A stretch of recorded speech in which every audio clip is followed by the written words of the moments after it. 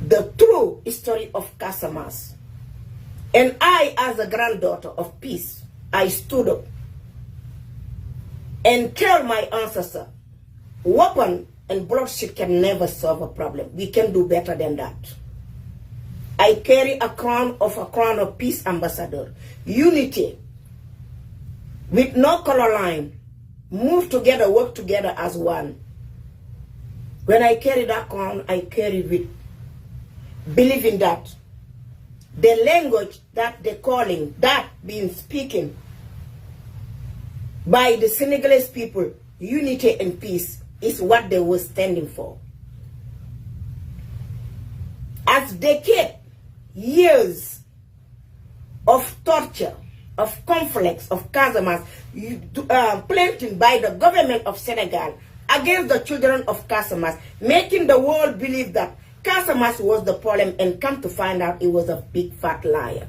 It's all propaganda for selfish interest, to please the slave master that been oppressed certain people in the Gambia and Senegal, indigenous Goudiaby people, and Victor Phoenix, undominated people,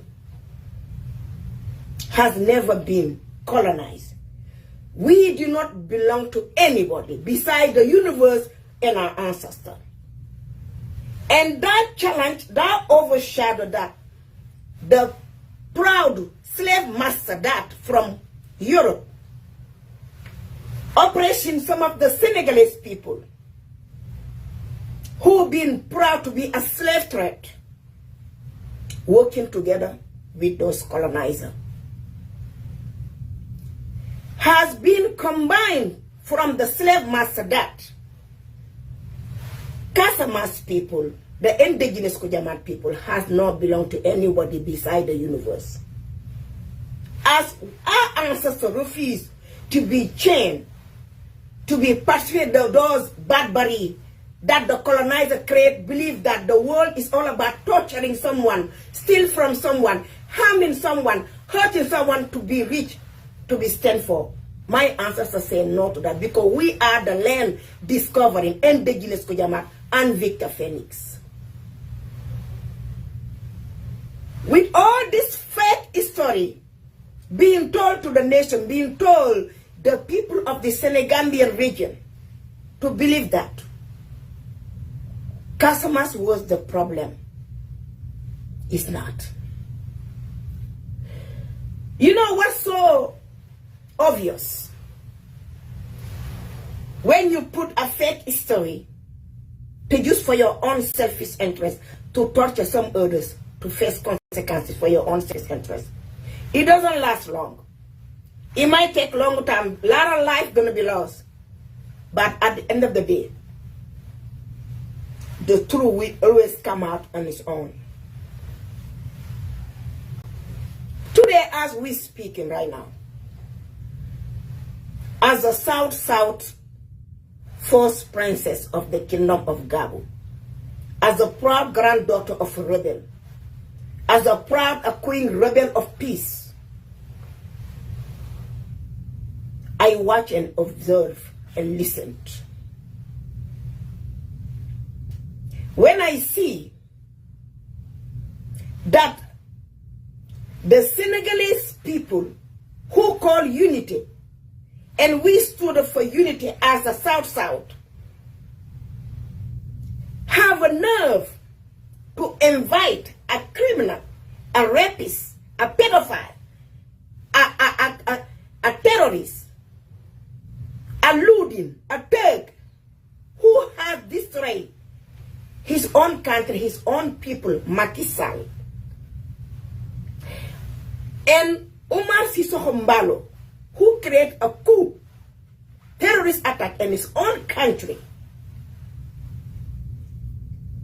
welcoming those terrorists in Senegal to create a scene to see how the Senegalese people gonna act against those terrorists being invited by a slave trade who believe in to be a proud slave trade being in the plantation of the Senegalese people. I call that provocation. Why though? Because of a son of Casamas have leading the strive for peace, Senegal to be free. That's overshadow them. Make them unthinking, straight, with their common sense to know that one person cannot make you to hate your whole country because of your only selfish interest. For inviting thugs, terrorists, pedophiles, rapists, a criminal to come to your country and showing it to the world that you are dumb enough, a big fool, thinking you doing it just to mock those who has lost their life just for you to sit in a chair. Thinking that you hurting the Senegalese who turned their back on you because of lack of leadership, because you're slave threat you are. The Senegalese, they don't speak by violence. They're going to answer to you by the vote card. Because they're so Democrat than anybody you think. Even though, by even stigmatizing, attacking, racial profiling, the people from the south, the Casamas people, because their children are super smart, and the love they have for the Senegalese is more than any Senegalese, because that is not now. It started from day one when our first ancestor was born. So because of the South, they refuse to accept the slave master, his agenda to make people to be a slave.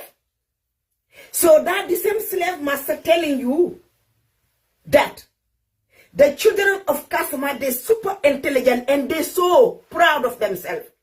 They love their country. Any country they lead, from Gambia, Guinea-Bissau to Senegal, then those slave masters, they won't have what they're stealing from our own home. It has to be 50-50. Or we have to accept to give them. That's what do you carry in your mind. That, forget it. With the slave master, what he's telling you is for his own.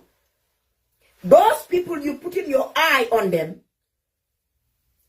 they are from the same country you are.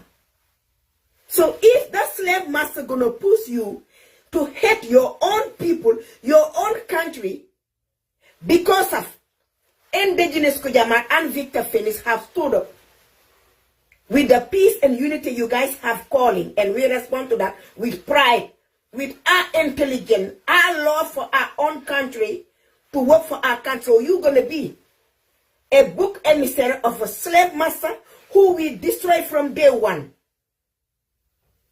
Just to terrorize, to destroy your own country, to expose the idiotness of your mind, your genocidal heart, your bigotry of hatred, jealousy, just to mock, to sell out your country as ugly by inviting thugs, terrorists, criminals, pedophiles, rapists to walk alongside with you to so what? Just to create a scene, humiliate yourself,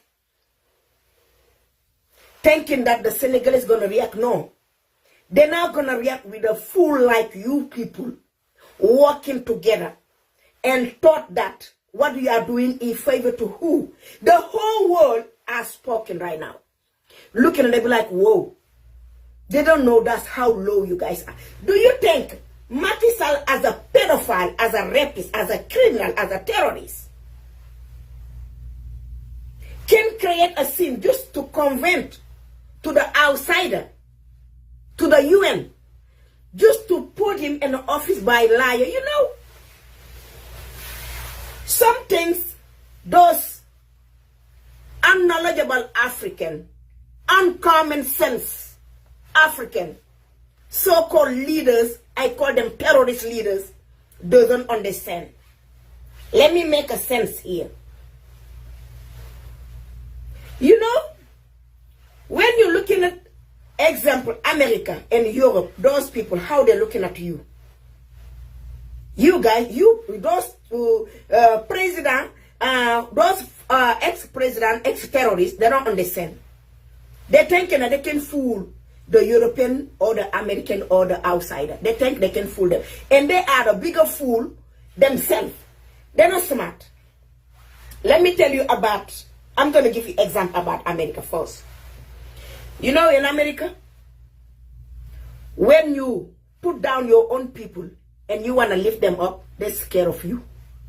They don't worry about the people you're putting down. You are their concern. Because what makes you putting down your own people doesn't save them. Whoever hate your own people, you won't like anybody else. America are very smart in that. When you want to burn your own people, who they are? They know you. Someone who have a heart of burning your own people, you will burn anybody around you. So, if Macky Sall thinking that pedophile, that rapist man, thinking that, he can fool the nation just to be put in the seat, that guy thinking with his own asshole. He using his own asshole to think. Nigga, these people, they're not fool like you a slave. Actually, they know you are a proud slave. Macky Sall, Mbalo, Jaharfe. They ancestors, they were the one who selling their own African people. They know who your DNA is. They know what's your root have implied in the nation. Your root are the one sell their own people to slavery. The Harpular, the Fuller, the Syrian. They are them. So do you think the colonizer, they don't know your DNA? That's the reason why they're using you with proudness. They know it started from your own ancestor. They know it started from your ancestor who was a slave trade, proud slave, to able to sell their own people, to deal with the master, to work alongside with the master, to capture the African. So you're not a favor to a colonizer. They're looking at you as a user, a basket that they can use for their own selfish interest, but they don't trust you. That's one thing you don't know. You see, people like Usman Ajoma Sonko, you know why people trust him so much? Because he put everything on the table. That's American move.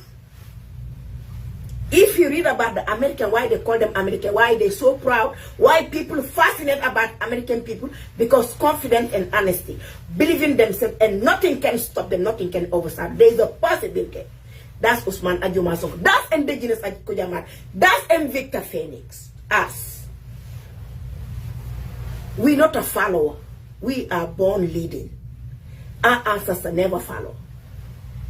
As a matter of fact, the European and the Portuguese, the English, when they cannot find a way to end slavery, indigenous Kujamat, they are the one they call to help them to end the slave. That's my ancestor.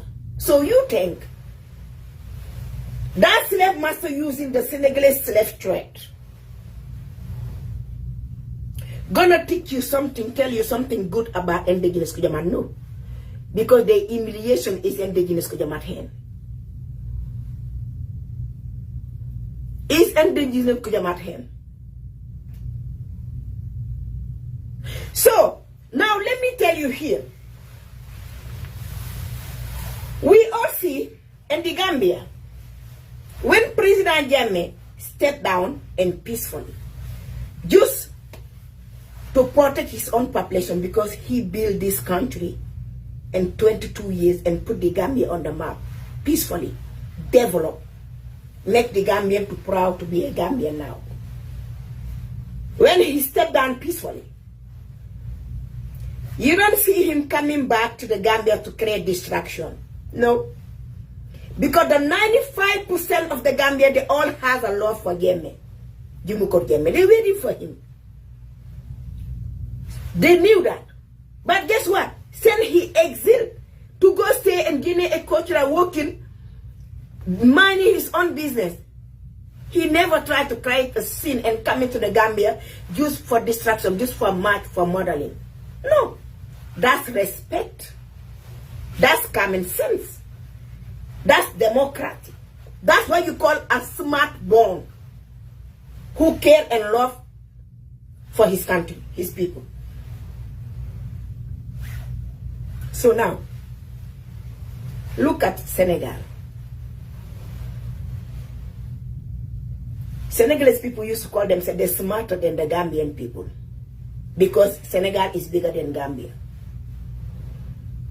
You can have a big head, but your mind is smaller than a strawberry.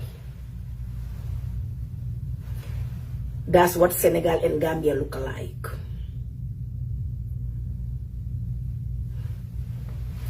President Jammeh is over there minding his own business. So what is the problem with Macky Sall killing 2,000 Senegalese? Blood, cold blood. 2 years, you're gonna allow that bitch, that criminal to walk, just to use him to mock the Senegalese because you have nothing to offer. Because your lack of leadership, no one pay you attention, you lost. You're not even countable in the Senegalese country you thought you are leading. Born for nothing. Come from a very discouraged family, bloodline, a slave trade.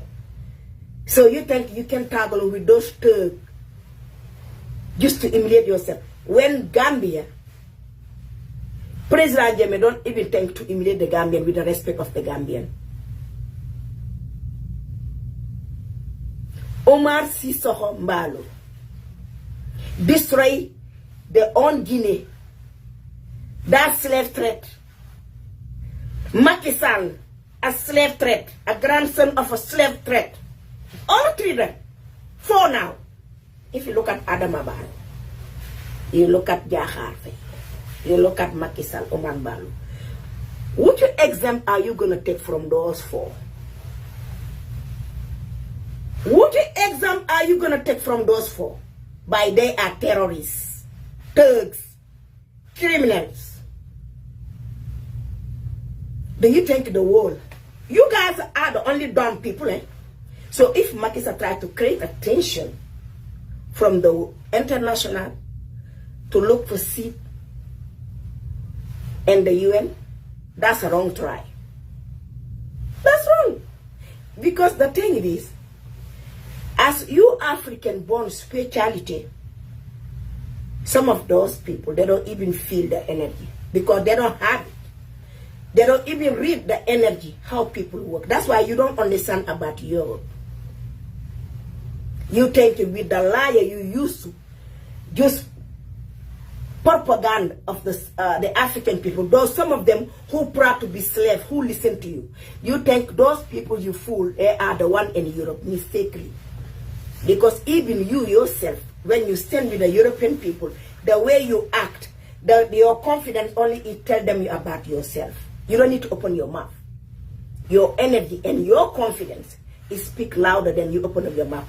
And for the European people to fall in love with it, it's not about who speak good English or who speak good French, who got a lot of degree. No, no. Don't make a mistake. They are the one who create those degrees, but they don't even respect the degree. You know what the Occidental people, the colonizer respect more? People with common sense. Those who already read the writer and understand the assignment, those are the ones they listen, but not you who try to be like wearing your suits and have your necktie, or you thinking you come in there to pronounce what? Look at when I see that bigger peg, Macky Sall, that thug, that criminal pedophile try to speak English, look like he's tongue. You think that's what they try to listen to? People don't give a fuck who speak good English or good French, who pronounce better, who write better. No, no, no. Common sense. I don't need to read a book. I'm not a book smart. But let me tell you what, any book smart here, any degree holder who can dare me, come in front of me, let's have a chat. Because your diploma, your degree doesn't give a fuck. I don't give a fuck about it, because it's not even my way. I have respect for those who come from the forest, the bush, and have comments. Those are the ones I feel.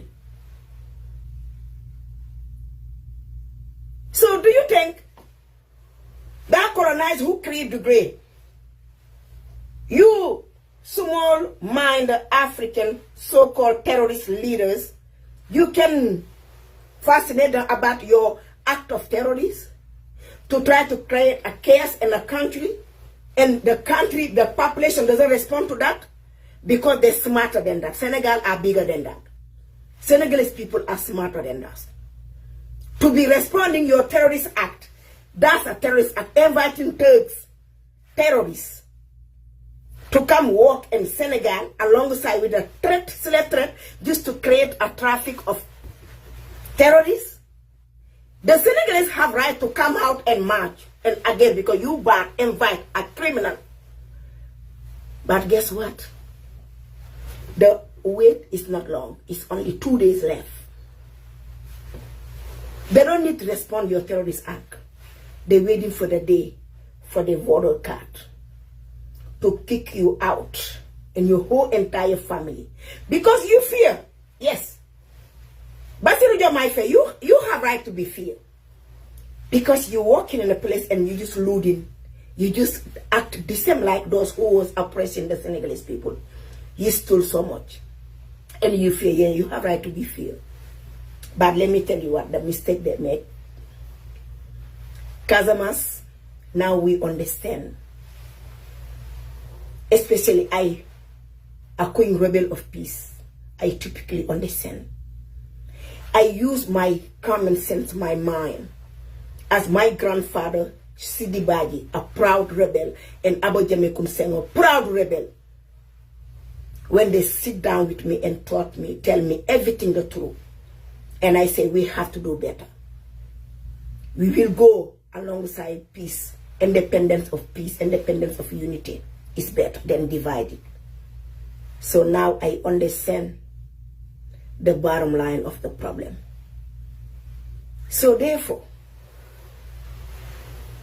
as a granddaughter of a proud rebel, this message is for all Invicta Phoenix, indigenous Kujamar, Casamance, Guinea-Bissau, Gambia, Senegal. As we all know the truth now, Senegalese people, they are the problem. They call and invite us to the unity, to the peace, the work of peace. We respond to that until we get to the place where we push them for them to deliver, to come out of character. We take them out of character. They already tell us the truth.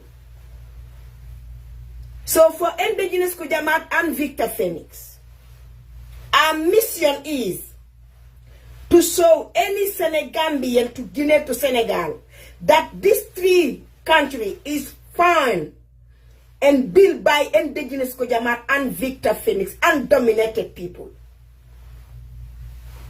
Taking Senegal, Gambia, Guinea-Bissau back to indigenous Kujamat and lead these three countries to peace. Every population, every individual person live in Gambia and Senegal and Guinea-Bissau deserve to live peace. This is our homeland. Indigenous Kujamat and Victor Phoenix. When our ancestors was fighting to farm, when they found those land, they say unity and live in peace. That's what we stand for. And every indigenous Kujama, you know your mission. And Victor Phoenix, we do not accept any slave trade to stand by for the proud slave master to destroy or to derail that country called the Empire of Gabo. No to the no. Our mission is, and Victor Phoenix, to make sure Gambia, Senegal, Guinea is remain free as a country that never been slave before. We free our people to do not be continue the slavery, and that mission must be continued. And Victor Phoenix, The voice of the Spirit have spoken. When they taught us how to liberate, how to unite, we are the receipt of our ancestors. Therefore, what the slave master don't want and using your own people as your enemy, they are a small group of people who doesn't understand. We was born victorious and Victor Phoenix. And that victorious is remain on our DNA. I call every indigenous Kujamat and Victor Phoenix. We gotta clarify what's really going on. We know how to respond by our own power, just like how our ancestors did. Unity and liberation. Everyone for your own fools. Our fool is our fools. Indigenous Kujamat people, our mission is for our own people. We are the chosen one. So the Senegambia region is our spirit and our energy. That's why everyone haven't got and courage to stay in that country frequently. Because we started. That's our mission. Our response to those slave trade is keep the movement going. Unity and liberation. That's why they call us undominated people. So every indigenous Kujamat, you know it, from the Gambia, Guinea-Bissau, Senegal, our mission is we not for anybody's child beside the Senegal, the empire of Gabon. So those slave trade must be ready. Because the challenge, they're too small to face it. Because we are the one who discover those lands. For every individual person have right to live. We say no to the slave master who be using our own people just to terrorize or to oppress your own people. No. The chain have broken long time ago. Senegal will never gonna be a book emissary for the interest of a selfish interest. No. For those of you who doesn't understand, the propaganda be hiding for 40 years, 4 decades, against the children of customers, we understand. So our mission is to liberate Senegal. And that's what we got. And the victory is on our side. You don't need to go look for those thugs to come to want to create some terrorist attack in Senegal. No, doesn't need to. Get your campaign started and get your voter card. We already prepare ourselves. We always call you guys to respond you as diplomacy. Why can't you guys answer that? I, as a queen rebel of peace, a proud granddaughter of a rebel, I call on all of you. When you say you want peace, Kazama is you should show the world that you wasn't the problem.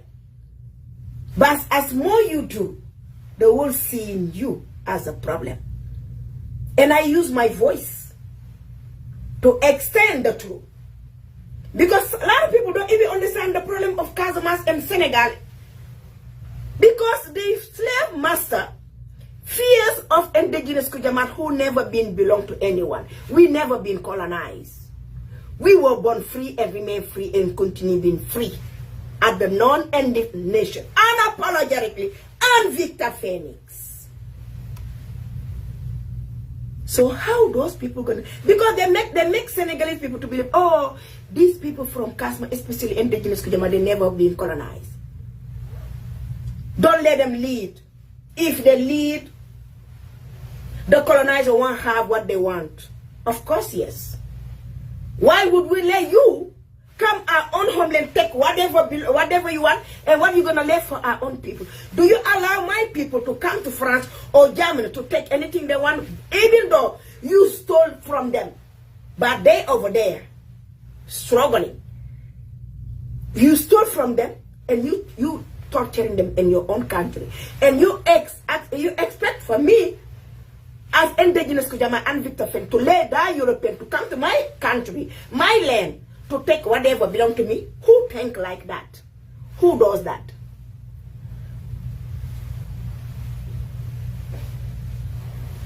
In that case, each Senegambian, the empire of Gabon, Guinea-Bissau, you know what you're supposed to stand for. We are not the threat for the Senegalese people. We are the liberation, because our bravo and our honesty, our smartness, that's overshadowed the colonizer, of course. Because it's shame on them, it's an embarrassment for them to tell you what is happening. We still there. We've been here and we must continue, and we've been here. Born standing and victorious. And Victor Phoenix. It is an humiliation, it is a shame. After the country, those young people stood for democracy, fight, peaceful protest, use their voice and their voter card, elect a president peacefully, the whole world proud of Senegal. The same president have to go invite terrorists, thugs, criminals, rapists, pedophiles to walk, to mock the Senegalese, to mock the blood of those young Senegalese. It's a shame. It's a shame. But I tell you what, my children, every new matter, there is a newborn spirit. And that spirit was born the day they walk, humiliate themselves. And we got that positive spirit and we understand the assignment. Keep continuing. The marathon must continue. You were born victorious and always the victory on your side. I'm so proud of you, my youth. I'm so proud of you, the pastor patriot. I'm so proud of you, my victorious kid. Because we watched it. The world was watching. With their terrorist act, you, the Senegalese, you doesn't respond to the terrorist act calling. You remain to protect the country as Senegal matter. And that's what I like. As a queen rebel of peace.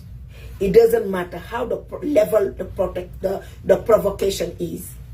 You remain calm and use your common sense to fight. Because a winner doesn't fight with noise. You fight with the act of power, divineness. That's what we have on our hand. We call them in the land to play their card if they're ready. We were born ready and victorious. I say again, congratulations, my youth. That as much you love Senegal, you won't let anything that push you to destroy the country you work for. You protect your population by fighting with your head. I like that. I say again, my victorious patriot, Ousmane Ajuma Sonko, is the chosen one. The marathon must continue. My patriot and the Gambian, Talib Ben Sudan, is the chosen one. My children of the Guinea-Bissau and Victor Phoenix, Domingo Pereira, is the chosen one. We have a mission to accomplish. Mera Otep Achille. Ma ñëw tuuti ci wolof ma continuer ci jamaat. Dafa am ñi nga xamante ne ñu ngi sama page Facebook. Posté naa borom jong bu dëgg bi ndeyam ak baayam ak sama post bi anglais French. Ma gis ñenn ñi nga xamante ne ay faux profil fii du fekk sama page. Parce que man ku bëgg a defantax man wala nga bëgg a xeex nga bëgg a riposte dangay honest, dangay ñeme, dangay doon dëgg nga ñëw jàkkaarloo man face to face. Parce que munoo ne dafa am ku ngay jàppale pare nga làqatu moo tax tout le temps dangay ni làqu. I don't fuck with that. So leen gisee ma posté dara ngeen bëgg a participer to the dance, ma accepté seen dugg keep it real paragraphe boo bindee bu guddee ma ñoo xool nekk kenn ku làkkatu la because ya da nga wane carrément sa cottu ndey dalaa nëbb bu jongul bi yaa ngi ci làkkatu parce que cottu bi tant que dagguñu ko aj ko munoo génn ñu gis la man bëgguma gis cottu buy muur man cottu bu ñuy dagg laa bëgg soo dem lay remove nga dem continuer làkkatu sa cottu ndey bu ñu daggul boobu that's it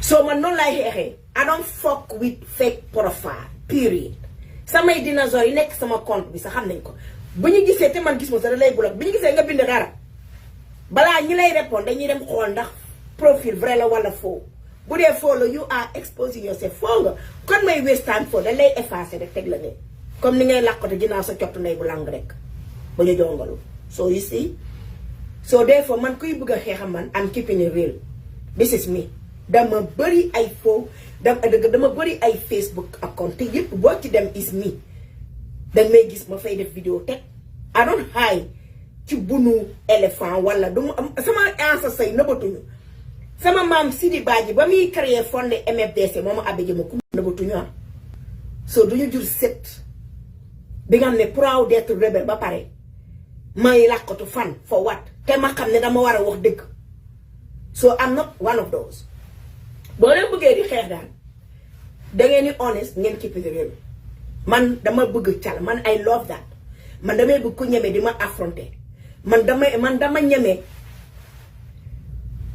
nga affronter ma ci luy right let's chat ok so damay bëgg ngeen jël seen profil ñëw wax waaye doo leen nekk ay doomu haram ay doomu cott làkkatu ci ay cott ñu daggul pare di ko xamal nit ñi di wax nit ñi ne di wan nit ñi ne seen ndey seen cott yi ñoo nëbb seen paxu baaj yooyu moo tax bi ngeen di judd da ngeen di mbëkk cott génn yéen a koy wax nit ñi te mu ngi fii ñi def loolu damay xam ne kaan mbëkk cott génn la ok so loolu mooy the signification of làkkatu faux profil boo leen ko xamul faux profil mooy signification mbëkk cott judd génn sa paxu data ndey ok ñun indigenous bi jamaa dañu mën a tekki acte te man doomu àll la doomu culture doomu traditionnel la soo ku jël sa faux profil ñëw fekk sama fii nga bëgg ubbi sa gàtt jëmit is justify that you was bumping your mother's clitoris that cover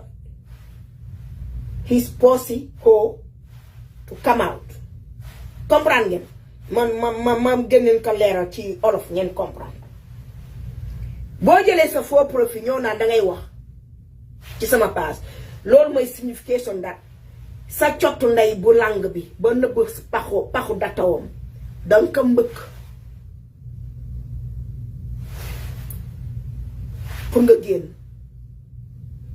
is the sign of faux profil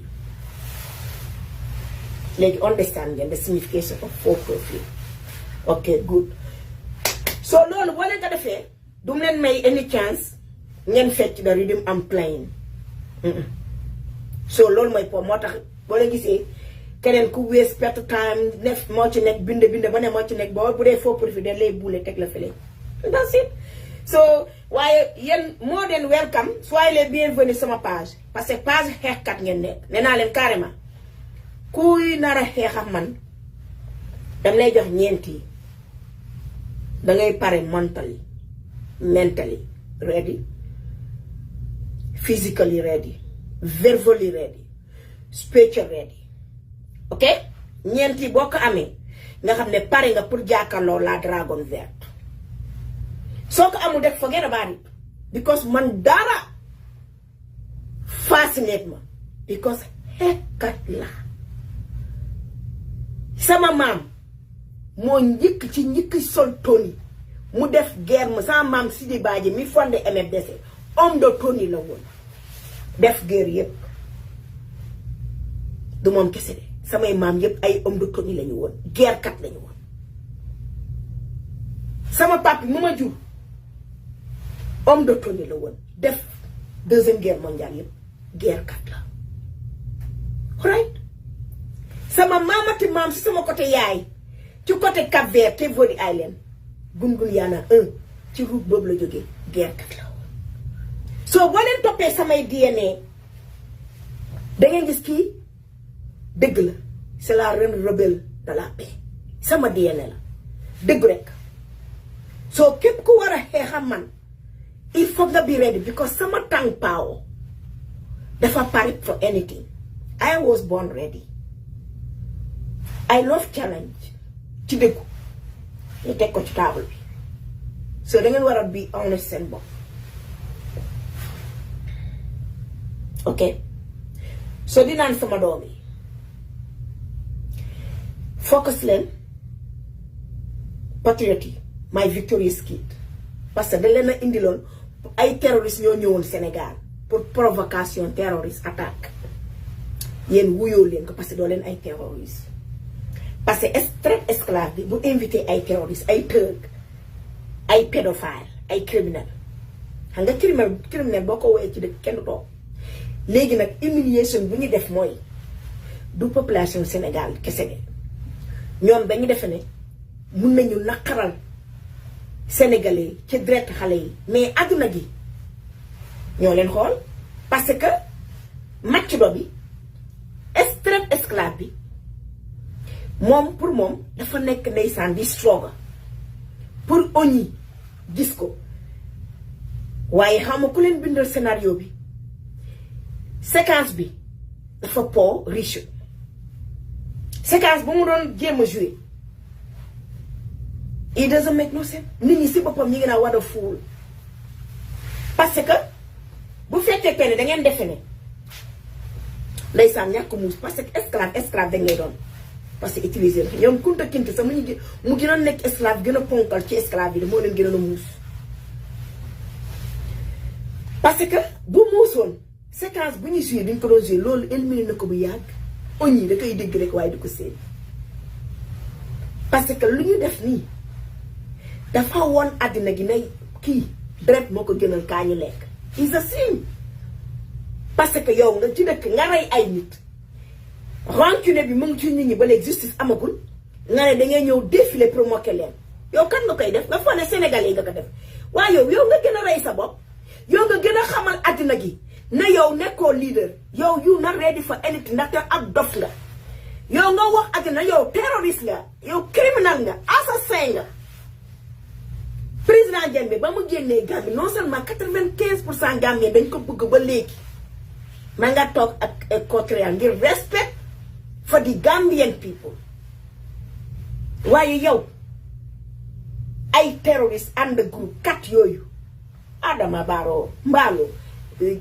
Diomaye ak yow yéen lan ngeen ba séquence bi lan la wax séquence bi lu muy wax sax kenn comprendre it doesn't make no sense so bu fekkee ne créer trafic wala créer benn scène pour oñi gis la rey nga sa bopp maanaam a historic kill its own séquence boobu moo la rey nee naa ne Sénégalais day jiital defante ba fàtte fu muy réussir that's fucked up big time yow fasciné doo kenn ci acte bi ngeen def parce que adduna bi yëpp ñu ngi ne waa lii lan la lan moo tax mu def lii because of oñi fa nga dugalee sama fa nga perte parce que yow communiqué to positif danga woon àdduna ne yow nga dum terroriste la parce que terrorist act nga def noonu li nga def noonu is a terrorist act to provoke the Senegalese to act also to respond that terrorist attack loolu ngeen def waaye population sénégalais gën leen a yeewu gën leen a bëgg Sénégal ka seen bopp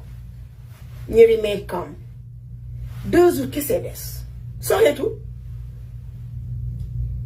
xanaa gisoo leen yéen saa leen acté seen acte yi bullshit yi Sénégalais si ni ñuy répondre moo tax àdduna yëpp fasciné ci the Senegalese people démocratiquement unapologetically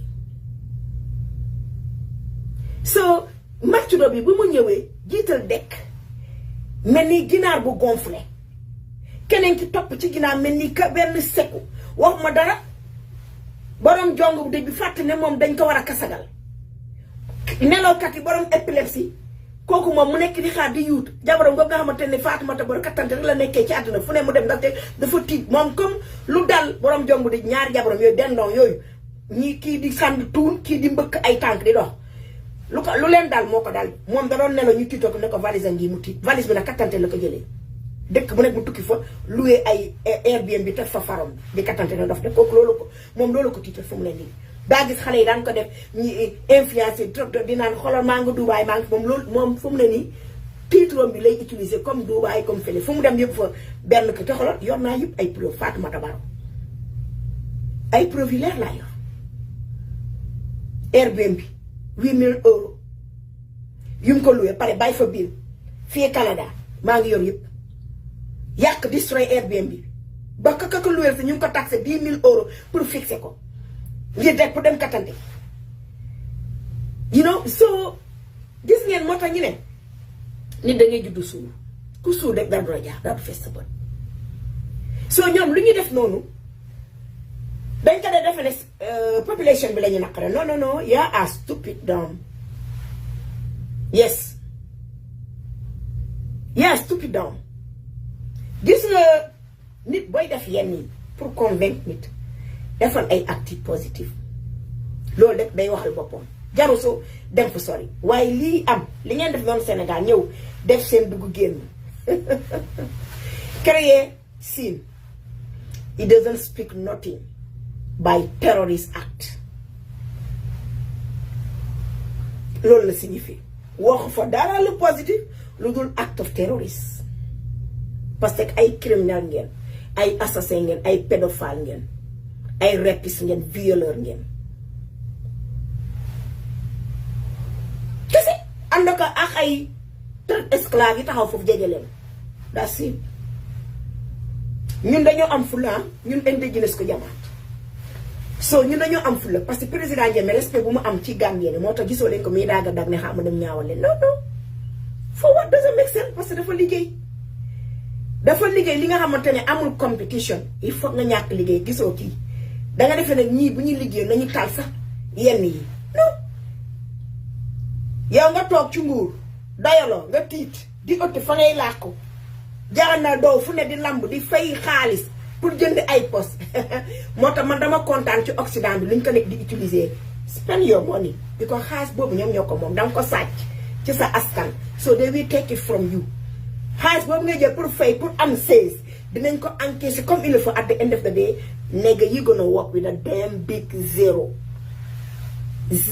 yow danga jeexal xam nga lu des ci yow mooy comme ni nga def dekk Macky Sall dox ñu ne naan jaam baa ngu ngoog torodo jaam ya xaw ma gele jaam ya loolu da ngay dégg bouche to bouche parce que Sénégalais loolu la gën a considéré que avancement mooy nga dox ñu naan tàgg ko ay xet daa woon Sénégalais loolu la xam waaye yow tàggal diw ñoom loolu mooy waajangoog loolu mooy jukkoy Sénégalais tàgg ko ñu naan diw déggoo luñ ko waxal wala diw gisoo ki man propagande Sénégalais propagande boobu la gën a considéré yow loolu dégg nga am yow Macky Sall foo dox borom jëmee ñu naan la de baat Occident bi dañ laa considéré dañ lay xoolee comme esclave traite esclave pur wóolu ñu la sax am ñu ci yow respect gisoo borom jongu de day dox sa kenn du ko xamee ñi koy tëñax di ko bu ma ñu la def leen nag kii de mooy président Sénégal ñu ne oh excuse me sorry mu daal di dox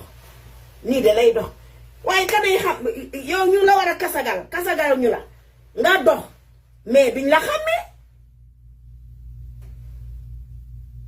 so seen acte bi thinking about for Senegalese no nigga you kill yourself alive so UN they're smarter than that so yi ngay joué daa mel ni ci ay mbootaay mooy comme ñun da jamono yi maa fi dàq naan nit fay ma mburu à chocolat ma xeex jël sa xeex loolu comme temps xale lu ñu doon def ñun bu li xam nga boo nekkee pare sa ndey da lay dental mburu à côté wala booy dem école defal mburu à chocolat dugal ko ci saak maa fi dàq encaissé loolu pour jël xeex de jënd xeex moom soo bëggee ma xeex ko jox ma sa goûter danga ma koy fay rek ma jël sa xeex loolu ñëpp def nañ ko temps xale danga may fay sa mburu à chocolat mburu à beurre xeex ma jël sa xeex nokk ko booy bëgg a dee juste goûter bi rek boo ma koy fay ma jël sa xeex am gudda daal temps xale la soo yooyu nga joué actuellement ñun dund nañ ko loolu képp ku dëgër bopp te dundoo ko wax ma ko fii ñun suñu baay yi dañoo yaru armée militaire ñun ay doomu sol takk der lañ dañoo yaru armée ok surtout man maa gàddu daw moo tax village lañ ma bàyyi ma màggee fa man damay jënd xeex wala boo amee juróom dërëm jox ma jënd sa xeex tapis nekkoon sama classe yëpp Gibraltar ba may jàng fa laa yemaa Gibraltar ba ma jàngee am naa ñoom Flamen Dior ñoom Ndeye Codou ñoom ñëpp ñu ngi may dégg xeex rek laa mën a jënd jox ma sa goûter ma nokk ko ne nag laay boo daw si ne diw moom bëgg a doon man ana goûter bi boo ma koy jox ma dem jël sa xeex damay dem ci buntu classe ko kale tool taxaw xaar ko man damay fekki booy génn ma lay sox lu xew bu la nokkee pare ci ngay xam ne que dama jënd xeex jàmbur ci goûter ñëw nokkal soo ñun yooyu dund nañ ko moom la doomaraam bi di def yii dafa xeewi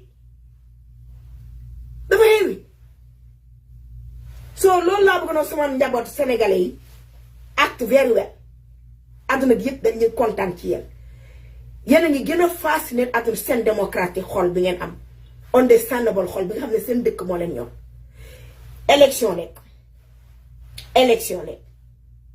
c'est fini élection rek soo léegi ma ñëw samay indigenous ko jamaat people and Victor Felix yaa Zeyna Badji Basen atemi tamaju bëggul mbera may princesse nene Korea tapote leen indigenous ko jamaat ak ji seen fuko ko manaju ko and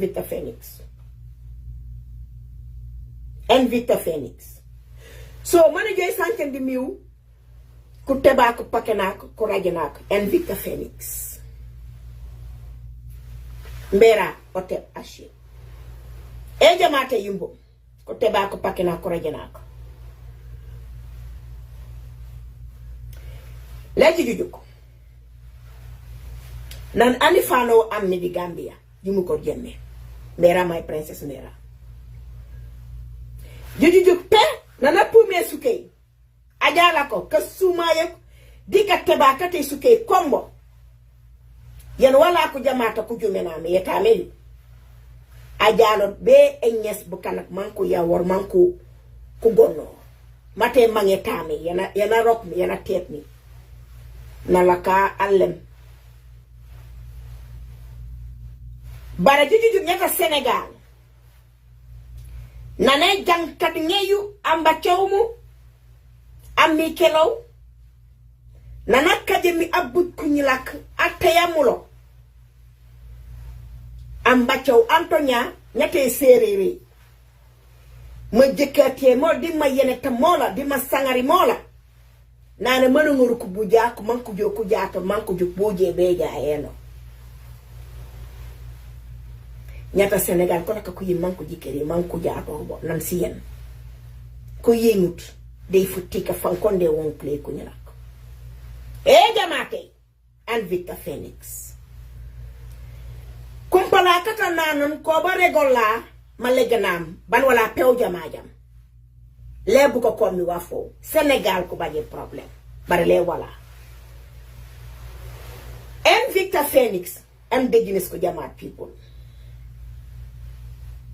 jiju mati man kanya tu mati wala du yinga yinka suma yeku jawri nga be tebe esuke banu teba tebe yobana diko nyela kolla nyandi lam bolo le mati Casamance e baje problème yo mati kurunge na koli kasa fi mikel ko man sa koli kuregi ko nyela ko jamata bukan ka jolle bam bukan ka manjore ka mangore bandi ko fi moro di janten jak mi e jamaate anosa no manna jamaat o won ko mana jalla ko mana janten e jumpure yonni ka sankende miw ku jamaata ay fangen ka sa kolala ku jamaak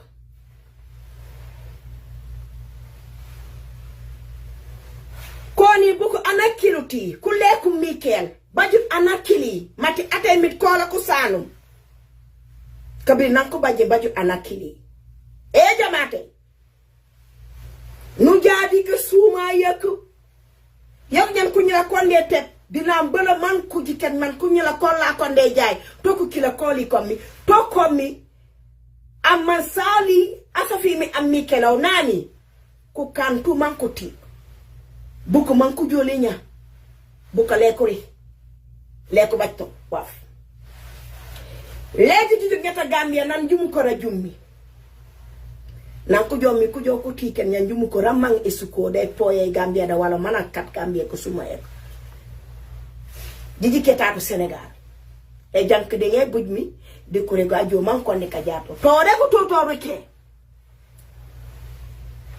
to nya to ni sankene mi di ku jamata ko jiji ano le mati banay ano le mati ma songet di ma gunet mbera kati an TikTok ji tapote Facebook ji partager oto le mati ma gunet le mati ma songet jiji ano na ano o man ano fan aw panu jowda kel di ma legen man ju ngole ji la ko ndak mati ma legenam momu lakkene mi ano momu tebenen bu kana ko kandinde kom manu jike raj wala jamaate yono manjami tatu nenu le mati kari ajalo ja akama futik fa pie kasalor ka pie ka yofo nyan ko la wonk dik suma e ka jojo ka tego e tebe no yingali dio yoko fangali dio anyilo nyil ajamat o manju tate waw lobe no man kawanta mati awi pan ko jokku jike ke bi ndiku salim ko yimati jino ken ken bukut mati jino ken dika en e biir kamni ka kuraj ko ban ka sanke no kurima kuraj ko ko tie maneno jiji man jo meno mati ko nyalla kata Casamance kamire jaay kamiri brok mati juk anyati Casamance andom de brok aje ngondiko kabi nan ko nyala bukku ngames etane jere go jiji anyilo la ata Casamance kamni de aje ngondiko bajo mate ko nyala kata Casamance no karibe mi ayompo ambacho koku jomi ngonu ko mi amata asami anjul mangay bab ablay balay kan ñorot nya si yenasu si mekelasu kan man ko wakam mi man ku ko kedi wala ko jamata ko ñila ku jow ngondi ko manje buma mata ñilo jamata juke na jam ka sanke reor safi musume yete jabay da jam safi musume yeti babu kata baba fatia do sopante aw nu ñilo aw nu mama ñof aw nu liwolo e goti refanguti man aw o fangate goti malilo aw gum kan no ngoro ko kadem ku ñila ku jojaay ku ne ko di ko belo kati aw ko lo foro ko bu joro didi ko am ko ne ano na no san no manje aw fena fi aw bonu pour le mi aw wakane aw poni aw ajamat o jojaay ku manjo pano mi mante aw le taritena anyila jamata taritena anjila jamata ali ta guta bal mu batake buko peko mikel mata jamata kola aleni amikel da amanja kaw da njaga wala ku figra buku wala lofu tawa mi amikel ku sanu mala ku titi ku poy fo sima ku poyala jamuna ma hatu mo kane jat occidental do sobi akul ajamata parce o tampali tamp yoko bota sompana sole manu juma lingba fujuma fike fofomi fena fike fofomi ko nyila kati Casamance jata no manya malegna murray wala leta futik beka kajen wala futik beka jone ban bu kano sandu gunolu fono rege bu kano sandu gunoli jojo nanu sandu ke ko nyila ko jamata bari ka yeja por e mange kanene e kuke man kon rek mo kan di yewri yo nyefutika fumbom ile kutujo jula fo makani mangi saka sangendi mi ile de good yano sambeka ye pot iba jotu mat injatika ati malegen mo ile fo hati an mat ko nyi ko jawar ko ke ko to siko di ma wusa mo di ma satera moli mati banay ban jilero inje jikir banay bu kanto inje jikir banay inje malegen am jikeni inje banay bu kanto mani gorol inje botini ano ejikiri di banay man legena moni jikerem sumi sumti momu aw manje inje sumento an inje otinje kul an atujam inja lati fene inja la tok inja nyil ba yelama anyil kanjume anyil sali meltren karom bakin e bambu kan inja nyila nyinge putto de jo anyila e bulier anyila ti lenkin anyila ti sible meje anyila ku yuwa ku wakati Casamance blon ko toka inja nyila ni anyila te malegen anyila te tam inje jumpure fagyo yal ngeti Casamance